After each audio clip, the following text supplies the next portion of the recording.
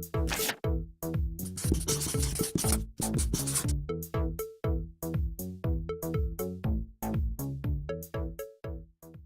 everyone, today I'm going to show you how to make a Shutterbox card. You're going to need some instructions, so check below for how to download those. And you can use those instructions for later when you decide to do this again, or you can follow along. So you will need one A4 piece of paper. You will need to cut that piece of paper 14 centimetres along.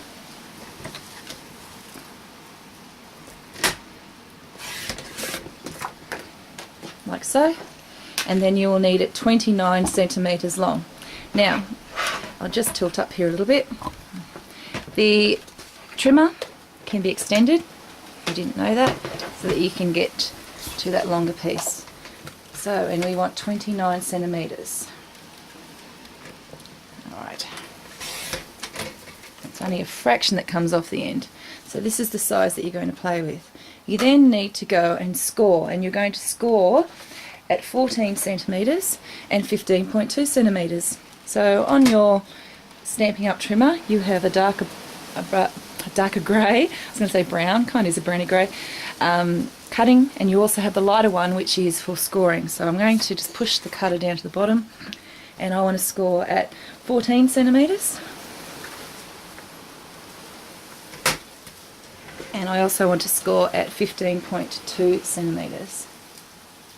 So 15.2, there. And that will give you your two score lines there that you can then fold on. Nice and easy. Then we need to get to some measuring. Now I did do my initial one just using the cutter, but I want to go and draw on this now. So what I'm going to draw is this.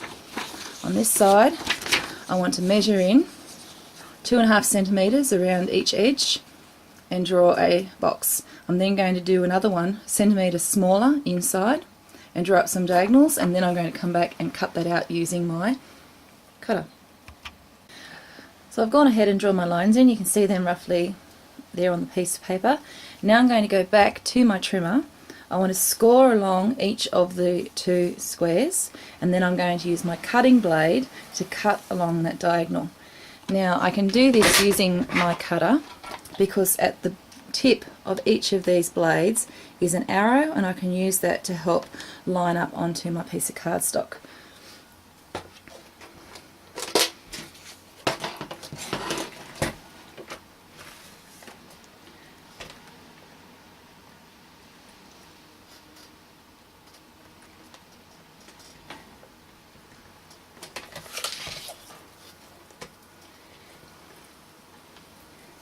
I use the window down the side to be able to see where my line is that I'm wanting to score along.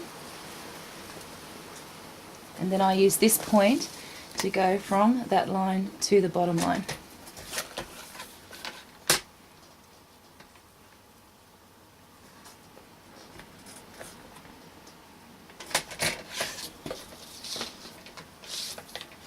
I'll go down a bit lower for this one obviously because it's a bit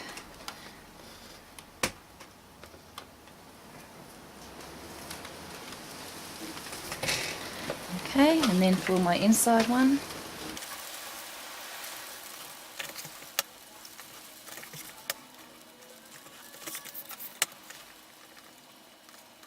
and then for my two diagonal cuts, I'm going to again look at the point where I've got the drawing there, make sure it's lined up, and then I'll use my cutting blade to cut those diagonals in.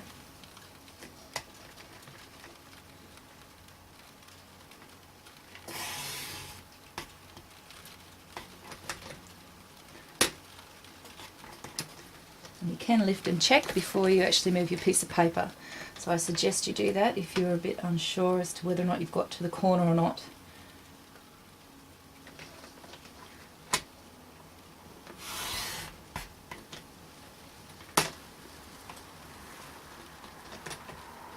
Okay, and there we have the opening. So what we want to do now is you go and fold on the outside square mark all the way around the outside. I'll get my bone folder and give this a really good score later. I'm just going to show you on video. And when you've gone that way, you then fold back on that second fold,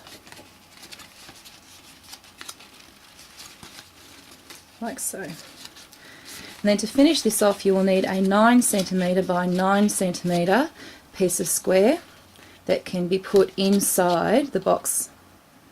And you can also cut up some 1 centimetre strips and just put them around the edge or the corners. So I'm going to cut my other piece now and put that in the middle.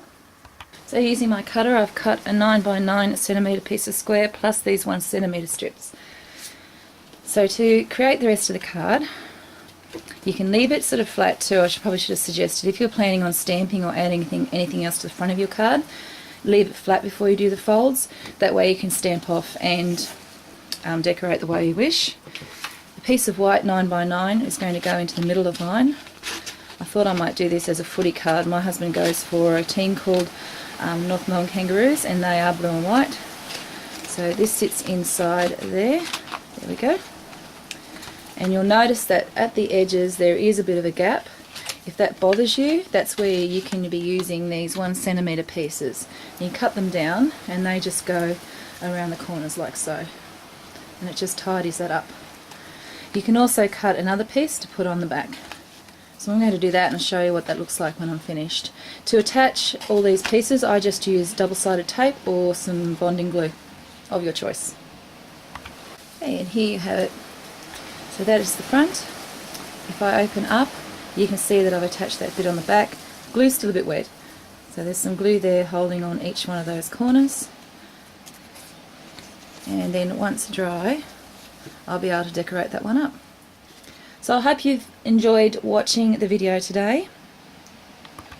You'll find out more information about the template in the information below.